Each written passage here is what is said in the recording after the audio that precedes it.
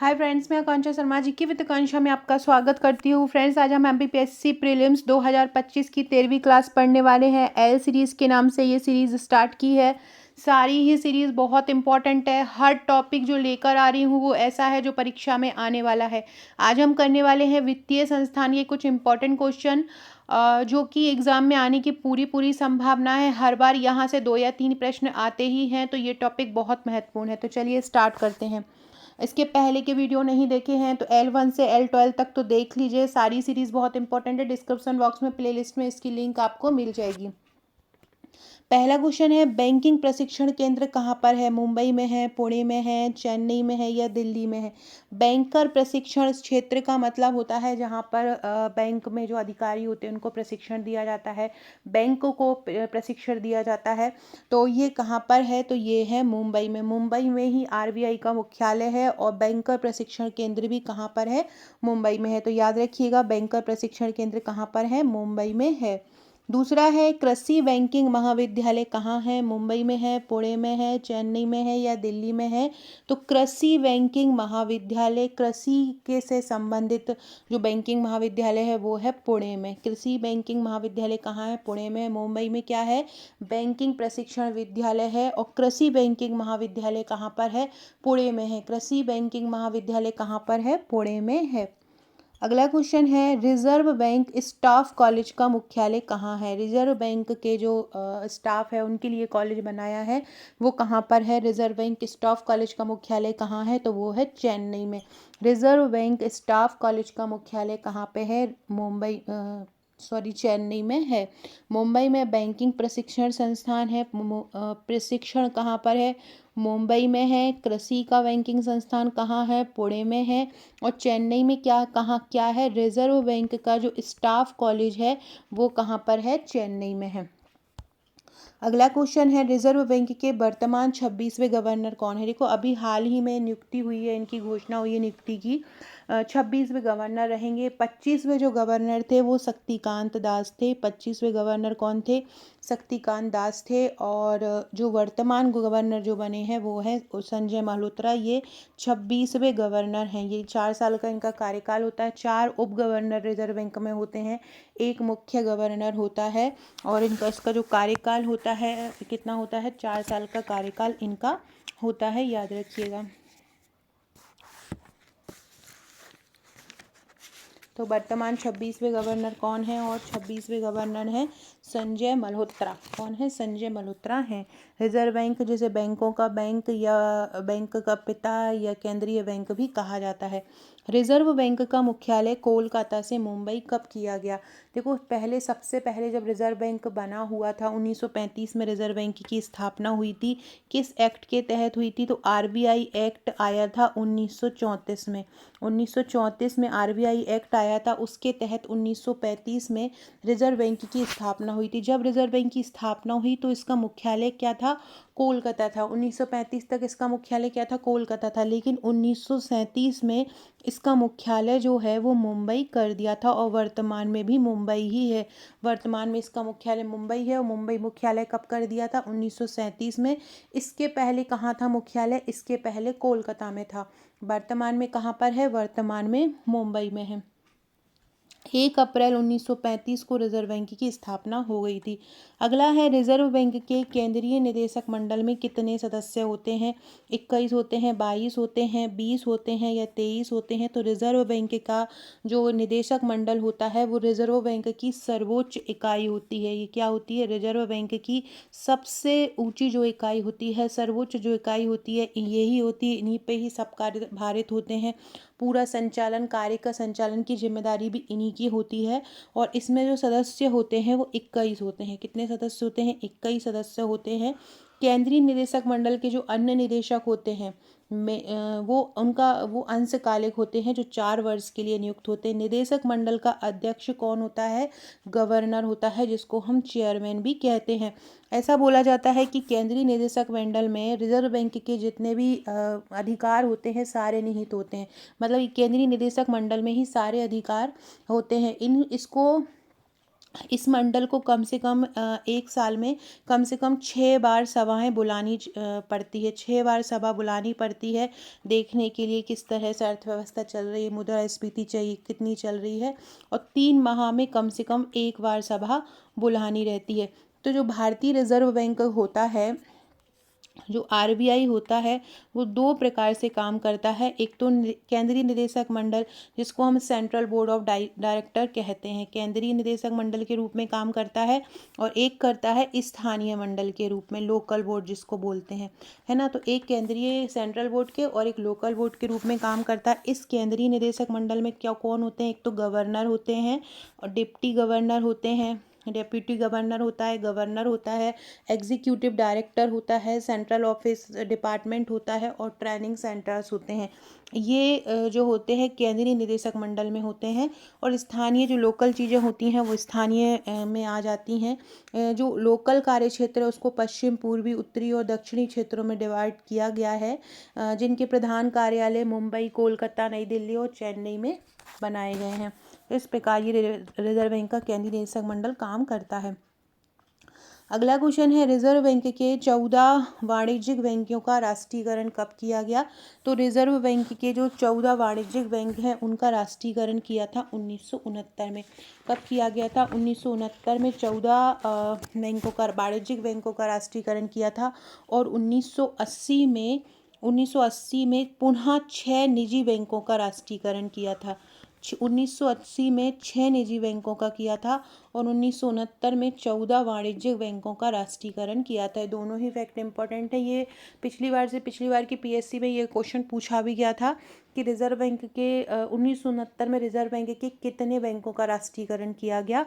तो 1969 में 14 बैंकों का किया गया था, और 1980 में कितने का किया गया था? 6। और एक बार के एग्जाम में ये भी पूछा है कि 1980 में कितने बैंकों का किया था। तो 1980 में 6 निजी बैंकों का किया, और 1969 में 14 वाणिज्यिक बैंकों का राष्ट्रीयकरण किया। तो याद रखना, दोनों ही फैक्ट बहुत इंपॉर्टेंट है। जब 1969 में 14 वाणिज्यिक बैंकों का किया था, उस समय इनकी जमा राशि 50 करोड़ और उससे अधिक थी। और जब 1980 में निजी बैंकों का किया गया तो उस समय इनकी जमा पूंजी जो थी वो 200 करोड़ रुपए से अधिक थी। तब कितनी थी? 200 करोड़ से अधिक थी। ये फैक्ट भी इंपॉर्टेंट है, याद रखिएगा। अगला है, रिजर्व बैंक की जब स्थापना हुई थी तो उसकी जो स्थापना कितने करोड़ की पूंजी से की थी। फ्रेंड, डिस्क्रिप्शन बॉक्स में आपको मेरे WhatsApp, Telegram, Facebook, Twitter, Instagram का लिंक मिल जाएगा, ज्वाइन कर लीजिएगा। आकांक्षा 1957 मेरी इंस्टाग्राम आईडी। अगर आपने मुझे इंस्टाग्राम पे फॉलो नहीं किया तो फॉलो कर लीजिए, वहाँ भी आपको प्रीलिम्स के बहुत अच्छे अच्छे एमसीक्यू मिल जाएंगे। इसके अलावा टेलीग्राम को ज्वाइन कर लीजिएगा, वहाँ इंपॉर्टेंट पीडीएफ आपको मिल जाएंगी, वीडियो की पीडीएफ मिल जाएंगी, वीडियोस की लिंक मिल जाएगी। तो दोनों ही चीज़ें फॉलो कर लीजिएगा। इसके अलावा स्टेटस पे अपने क्वेश्चन याद करने के लिए मुझे व्हाट्सअप नंबर पर फॉलो कर लीजिएगा। मेरा व्हाट्सअप नंबर है 6260190944। हाय लिखकर अपना नंबर यहाँ पर सेव करवा दीजिए। और यदि आपको कोई भी टॉपिक याद नहीं होता है, कोई भी कठिन फैक्ट है, कठिन डेट है, कोई याद नहीं हो रहा है, आपके पास मटेरियल है पर आप पढ़ नहीं पा रहे हैं, याद नहीं हो पा रहा है, टारगेट नहीं बन पा रहा है, लेकिन आपको 2025 एनी हाउ निकालना है, तो आप हमारा जुनून बैच ज्वाइन कर लीजिए। उसमें मैं बहुत सरल तरीके से तैयारी करवा रही हूँ। उसमें वीडियो लेक्चर्स दे रही हूँ। वीडियो बहुत सरल तरीके से बना के, छोटे छोटे से टॉपिक का वीडियो बना के दिया जा रहा है। सबसे मेन चीज़, उसमें ट्रिक्स यूज़ की जा रही है। हर टॉपिक में जितने भी कठिन फैक्ट रहते हैं, डेट होती है, वर्ड्स होते हैं जो याद नहीं होते हैं, वो सारा हम ट्रिक द्वारा याद करवा रहे हैं। इसके अलावा टेस्ट होते हैं। कोई भी एक टॉपिक तैयार करवा कर उसका एक दिन टॉपिक तैयार करने के लिए दिया जाता है और अगले दिन उसका टेस्ट लिया जाता है। टेस्ट क्विज बोर्ड पर होते हैं। ये सारी जो प्रोसेस होती है व्हाट्सएप और टेलीग्राम पर तैयार करवाया जा रहा है। टेलीग्राम पर ही वीडियो लेक्चर्स होते हैं। सारी पीडीएफ वहीं पर दी जा रही हैं। MCQ PDF, theory PDF, test PDF, सब कुछ वहीं पर दिया जा रहा है। और एक टाइमर लगा के रात को 9 बजे से टेस्ट होता है। तो जो भी हमारा बैच ज्वाइन करना चाहते हैं, 100% सिलेक्शन के लिए ट्रिक द्वारा टॉपिक याद करना चाहते हैं, हर टॉपिक के एमसीक्यू पढ़ना चाहते हैं कि मैक्सिमम एक टॉपिक से कितने एमसीक्यू बन सकते हैं, उसकी पीडीएफ लेना चाहते हैं, तो आप हमारा ये बैच ज्वाइन कर लीजिएगा। इसका चार्ज है 1499 रुपये। अगला क्वेश्चन है, रिजर्व बैंक की जब स्थापना हुई थी, कब हुई थी इसकी स्थापना? रिजर्व बैंक की 1 अप्रैल 1935 को हुई थी। रिजर्व बैंक की स्थापना कब हुई थी? 1 अप्रैल 1935 को हुई थी। तो इसकी प्रारंभिक पूंजी कितनी थी? कितनी पूंजी से ये आरंभ हुई थी?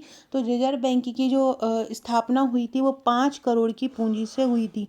किससे हुई थी? 5 करोड़ की पूंजी से। रिजर्व बैंक की जब स्थापना हुई थी तो उस समय कितनी पूंजी थी? 5 करोड़ की पूंजी थी रिजर्व बैंक की। वो 5 करोड़ की पूंजी से इसकी स्थापना हुई थी, याद रखिएगा। और एक और क्वेश्चन आता है कि रिजर्व बैंक का राष्ट्रीयकरण कब हुआ था? तो रिजर्व बैंक का राष्ट्रीयकरण हुआ था 1 जनवरी 1949 को। कब हुआ था रिजर्व बैंक का राष्ट्रीयकरण? रिजर्व बैंक का राष्ट्रीयकरण हुआ था 1 जनवरी 1949 को। 1 अप्रैल 1935 को इसकी स्थापना हुई थी 1934 अधिनियम के तहत।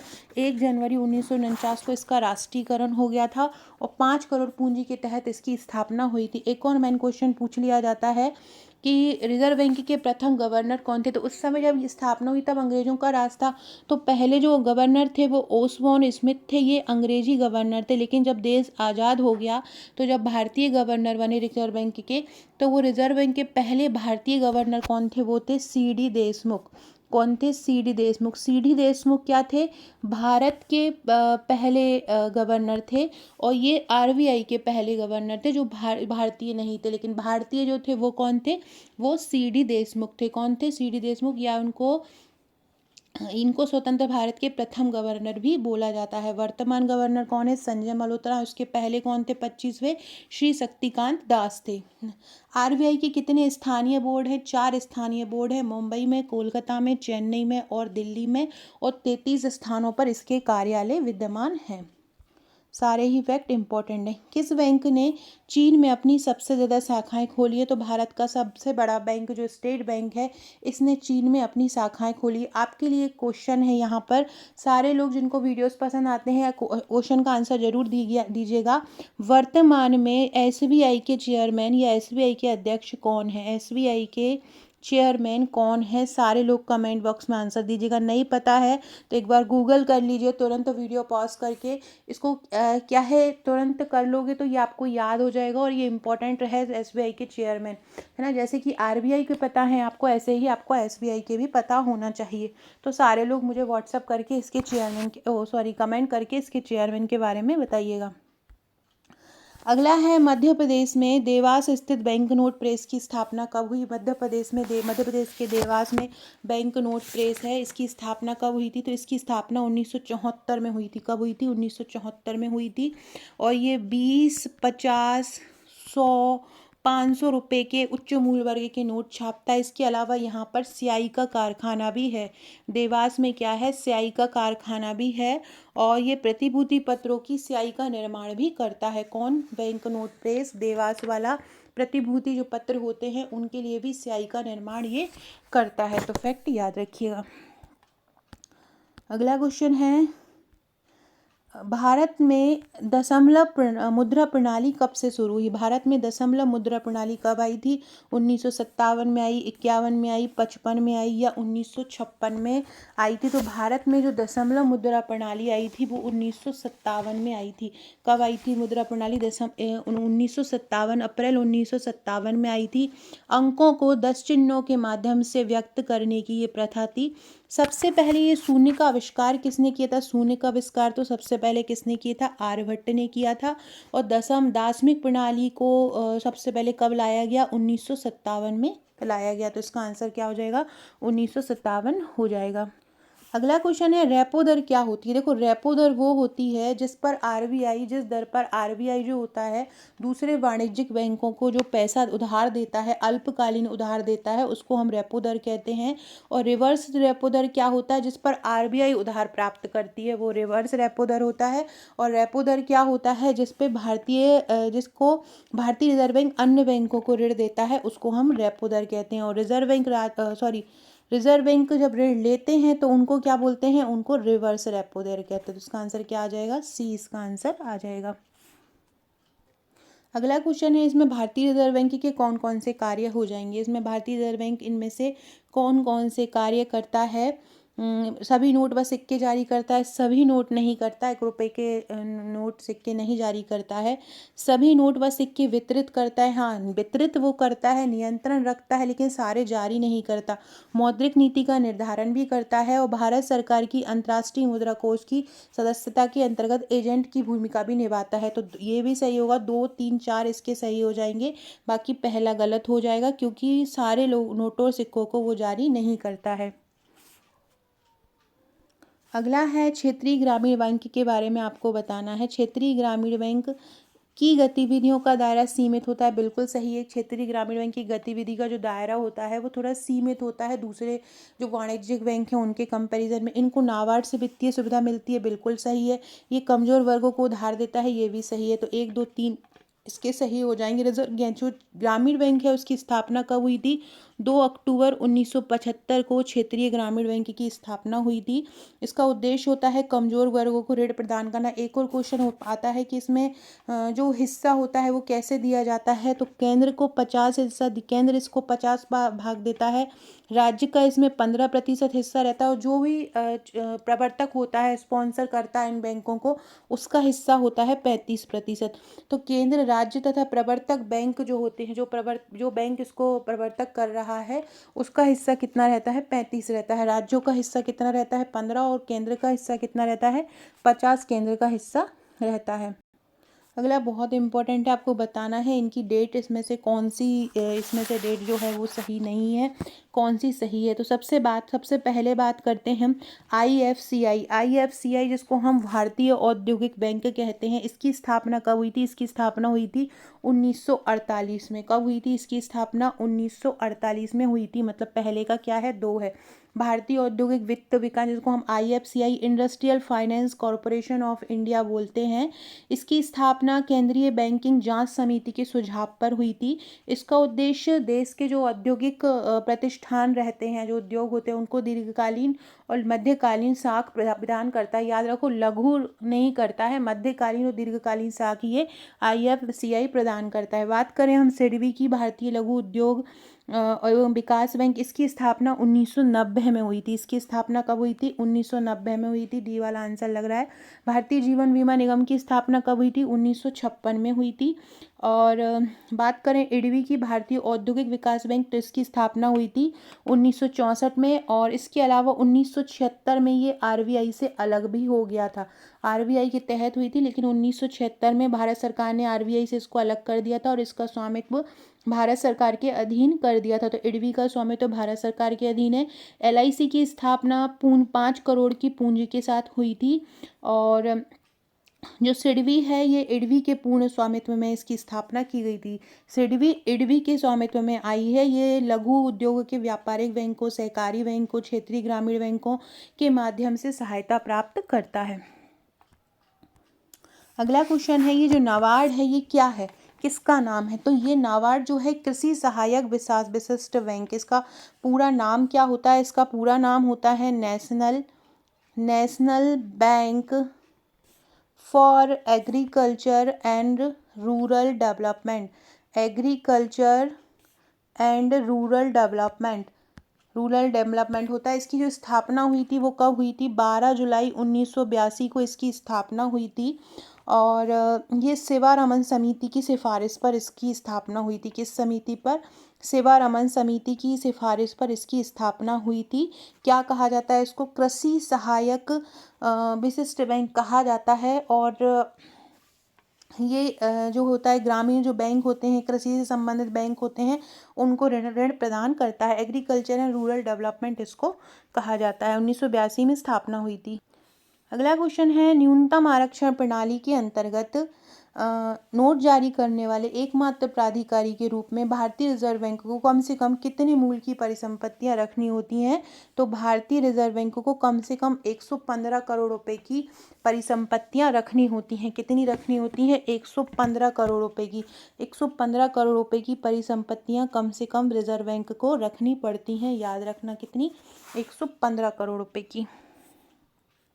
अगला है किस बैंक द्वारा दीर्घकालीन वित्तीय सहायता दी जाती है। दीर्घकालीन वित्तीय सहायता भूमि विकास बैंक द्वारा दी जाती है। नाबार्ड द्वारा पुनर्वित्त की सुविधा से भूमि विकास बैंकों को ऋण देने की क्षमता में वृद्धि हुई है। तो किस बैंक द्वारा किसानों को दीर्घकालीन वित्तीय सहायता दी जाती है? भूमि विकास बैंक द्वारा दी जाती है। अगला क्वेश्चन है निम्नलिखित में से वह बैंक कौन सा है जिसका नाम एक नदी के नाम पर रखा गया? तो वर्धा ग्रामीण बैंक। वर्धा एक नदी है और वर्धा ग्रामीण बैंक का नाम एक नदी के नाम पर रखा गया है। वर्धा ग्रामीण बैंक ये एक नदी के नाम पर रखा गया नाम है। फ्रेंड देखिए ये हमारा जुनून बैच है, इसमें क्या क्या दिया जा रहा है। सबसे पहले ट्रिक वीडियो, डेली टेस्ट आप दे पाएंगे, आपका एक टारगेट रहेगा।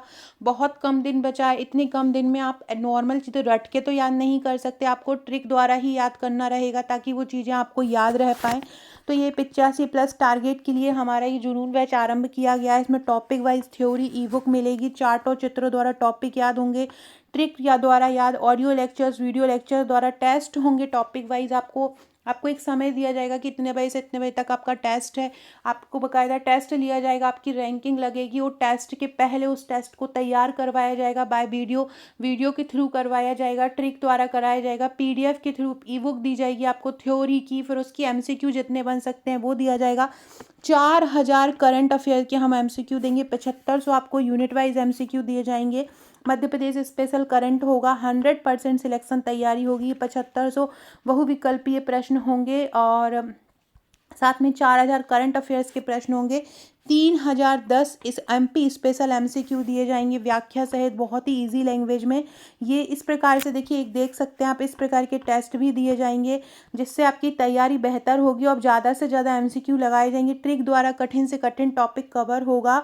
और ये देखिए, ये एक प्राचीन भारत संकल्पना यूनिट 1 की जो कठिन टॉपिक ऐड हुए हैं उसके करीब 1500+ एमसीक्यू दिए जाएंगे। ये थ्योरी दी जाएगी प्राचीन भारत संकल्पना की। इसके अलावा इस प्रकार के थ्योरी नोट्स आपको इजी लैंग्वेज में बने हुए जो पढ़ने में बहुत अच्छे लगते हैं, हैंड रिटन, कलरफुल, ये सब कुछ दिया जाएगा। आप देख सकते हैं इस प्रकार का। इसके अलावा ये मध्य प्रदेश इतिहास के करीब आपको 1000 एमसीक्यू दिए जाएंगे। और कल मैंने जो हमारा अभी का जो टॉपिक चल रहा है मध्य प्रदेश उद्योग चल रहा है, आप देख सकते हैं मध्य प्रदेश उद्योग और एमएसएमई। मध्य प्रदेश उद्योग के करीब और एमएसएमई के 300+ एमसीक्यू दिए गए हैं। अभी यूनिट 6 हम करवा रहे हैं। इसके अलावा जैसे सतत विकास लक्ष्य है, याद नहीं होते कि 17 लक्ष्य में क्या है, हम वो सारा ट्रिक द्वारा याद करवा रहे हैं, किस लक्ष्य में क्या बात की गई है। इसके अलावा कोई संगीति हुई है, कहीं पे अनुच्छेद हुए हैं, जैसे राष्ट्रपति के अनुच्छेद है, संविधान संशोधन है, ये सारा कुछ हम ट्रिक द्वारा याद करवा रहे हैं। ट्रिक से बहुत जल्दी याद हो जाता है और फिर हम उसका टॉपिक का टेस्ट ले लेते हैं। तो बहुत शानदार तैयारी चल रही है। मैं आपको एक बार टेलीग्राम पर बताती हूँ। देखिए फ्रेंड्स, ये हमारा टेलीग्राम है, ये जुनून बैच का। ये जैसे कि अभी मैंने बैंकिंग संस्थाएं दी हैं, इसके अलावा ये इस प्रकार की वीडियो भी दी जाती है। ये देखिए, ये इस प्रकार से वीडियो दी जाती है, वीडियो ट्रिक द्वारा याद करवाई जा रही है। ये छोटे छोटे से ट्रिक बनाकर ये ट्रिक करवाई जा रही है। इस प्रकार से एमसीक्यू दिए जाते हैं। जैसे कि मैंने उद्योग दिया, आपको बताया कि मैं करीब उद्योग के एमसीक्यू करा रही हूँ। देखो, ये इस प्रकार के उद्योग के एमसीक्यू दिए हैं जो तैयार करवाए गए हैं। कम से कम इसमें 300+ एमसीक्यू हैं। सारा एमएसएमई के क्वेश्चन, जो भी कहीं पे देखो, जैसे कि उद्योग निगम है, उद्योग निगम की स्थापना कब हुई, वस्त्र निगम की स्थापना कब हुई, हथकरघा निगम की स्थापना कब हुई, रेशम संचालन निगम की स्थापना कब हुई, ये सारा कुछ करवाया जा रहा है। इसके अलावा ट्रिक्स द्वारा, ये देखिए राष्ट्रपति के अनुच्छेद हमने ट्रिक द्वारा याद करवाए हैं कि ये इस प्रकार से सारा कुछ। ये मध्य प्रदेश में कौशल और ट्रिक है। ये मध्य प्रदेश में जो कौशल है इसकी भी बहुत शानदार पीडीएफ दी गई है। देखिए मैं बताती हूँ, इसकी भी इस प्रकार से पीडीएफ तैयार करके दी गई है। ये देख सकते हैं आप कितनी इजी लैंग्वेज में ये पीडीएफ तैयार करके दी गई है, जिससे कि पढ़ने में बहुत आसानी होती है। आप कंप्यूटर पे बैठे हो, मोबाइल में बैठे हो, आप कहीं से भी पढ़ सकते हो। इतनी इजी लैंग्वेज में ये पीडीएफ तैयार करके दी, और पीडीएफ के साथ साथ हम इसका वीडियो लेक्चर भी आपको प्रोवाइड करा रहे हैं। तो आप में जो भी लोग लेना चाहता है, हमारे जुनून बैच को ज्वाइन करना चाहता है, 100% पीएससी इसमें सिलेक्शन करना चाहता है, तो इस नंबर पर आपको मुझे व्हाट्सअप करना है 6260 190 944। आप मुझको इस नंबर पर बोलना है कि आपको जुनून बैच ज्वाइन करना है। मैं आपको पेमेंट नंबर दूंगी, जैसे ही पेमेंट आता है 1499 का, हम आपको हमारे WhatsApp group, Telegram group, 2 Telegram group मिलते हैं। एक में टेस्ट ही टेस्ट होता है और एक में पीडीएफ वीडियो लेक्चर्स होते हैं और एक व्हाट्सएप पे प्रैक्टिस कराई जाती है। इस प्रकार से 3 ग्रुप मिलते हैं। जैसे ही पेमेंट आता है हम आपको उसमें ऐड कर देते हैं। इस 1499 में आपको टेस्ट भी मिल रहा है, आपको पीडीएफ भी मिल रही है, आपको एमसीक्यू भी मिल रहे हैं, आपको थ्योरी भी मिल रही है और आपको ट्रिक वीडियो भी मिल रहे हैं, वीडियो लेक्चर्स भी मिल रहे हैं। हर छोटे से छोटे टॉपिक के अधिकतम एमसीक्यू भी मिल रहे हैं, डेली का टारगेट भी मिल रहा है। तो जो और आपको पता है मैं जो भी करा रही हूँ पिछले 3-4 साल से एमपीपीएससी प्रीलिम्स में, एग्ज़ाम में आपको वही क्वेश्चन फंसते हैं। जो लोग अगर मेरे वीडियो रेगुलर देखते हैं उनको पता है। तो जो भी ज्वाइन करना चाहते हैं इस पर व्हाट्सएप करके जल्द ज्वाइन कर लो, क्योंकि अब समय ज़्यादा नहीं बचा है। क्वेश्चन है, निम्नलिखित पर ध्यान दीजिए। भारत का औद्योगिक वित्त, इसको बताना है किसकी स्थापना कब हुई, कालानुक्रम में लगाना है। तो भारत का औद्योगिक वित्त निगम, जिसको हम आईएफसीआई बोलते हैं, अभी हमने पढ़ा इसकी स्थापना कब हुई थी, 1948 में हुई थी। अगला है भारत का औद्योगिक ऋणदान और निवेश निगम, इसको हम आईसीआईसीआई बोलते हैं। इसकी स्थापना हुई थी 1955 में। आईसीआई की स्थापना कब हुई थी, आईसीआई की स्थापना 1955 में हुई थी। इसके अलावा है भारतीय औद्योगिक विकास बैंक, जिसको हम इडबी बोलते हैं, अभी हमने पढ़ा इडबी की स्थापना कब हुई थी, 1964 में।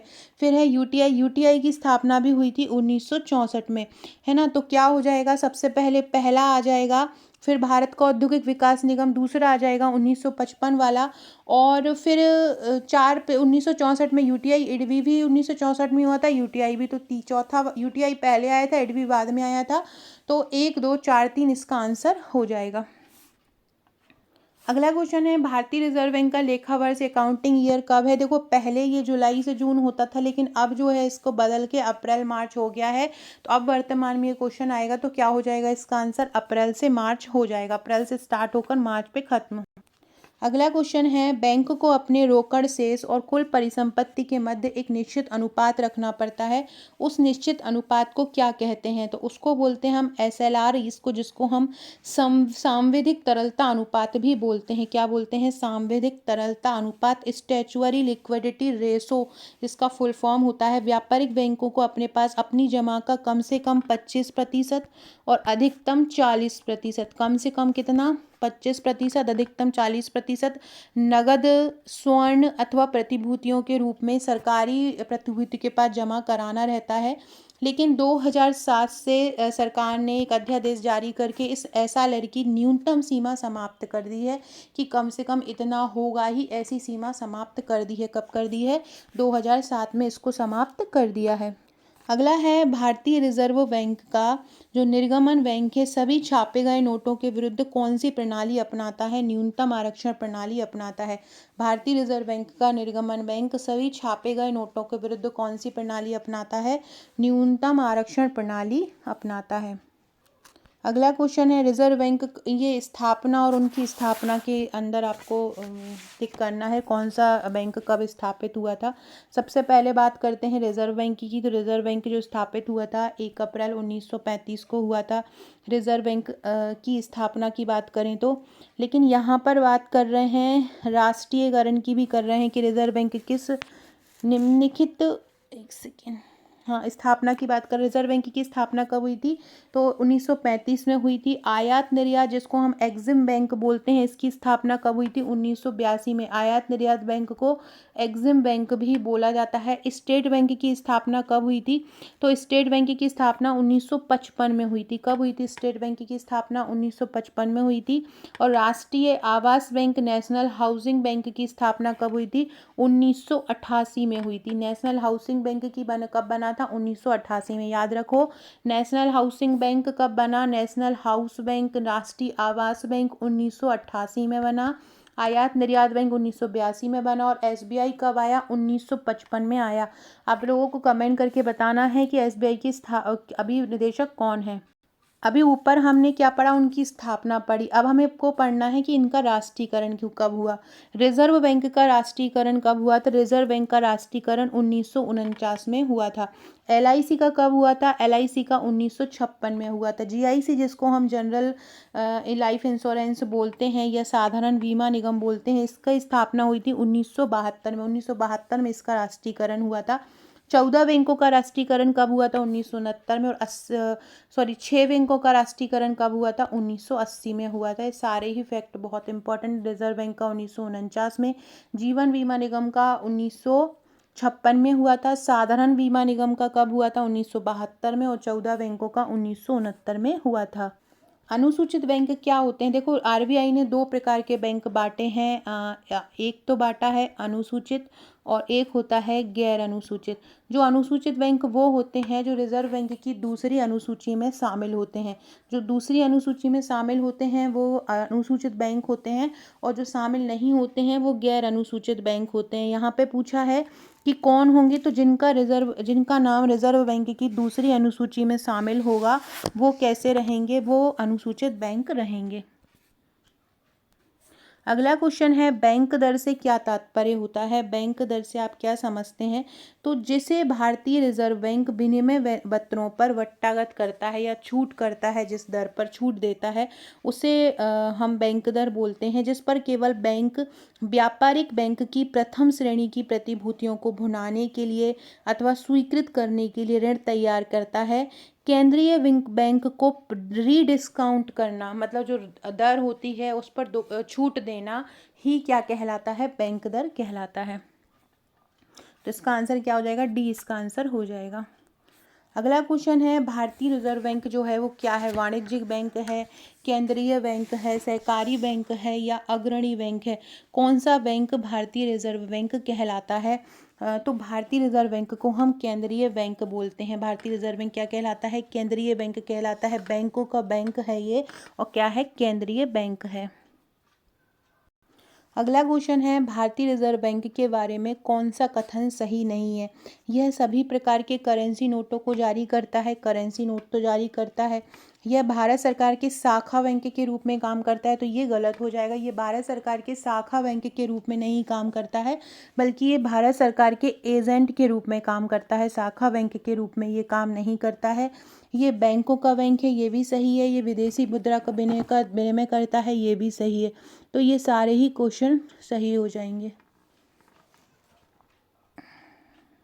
अगला है, व्यापारिक बैंकों द्वारा जनित जो व्यापारिक बैंक जो साख बनाते हैं उसका नियंत्रण कौन करता है? तो व्यापारिक बैंक द्वारा जो साख होता है उसका नियंत्रण रिजर्व बैंक करता है। रिजर्व बैंक यह जो है 2 प्रकार से साखों का नियंत्रण करता है। कैसे करता है? देखो, रिजर्व बैंक 2 प्रकार से साखों का नियंत्रण करता है। एक तो मात्रात्मक उपाय होता है जिसको हम परिमाणात्मक उपाय बोलते हैं, और एक गुणात्मक उपाय होता है जिसको हम चयनात्मक उपाय बोलते हैं।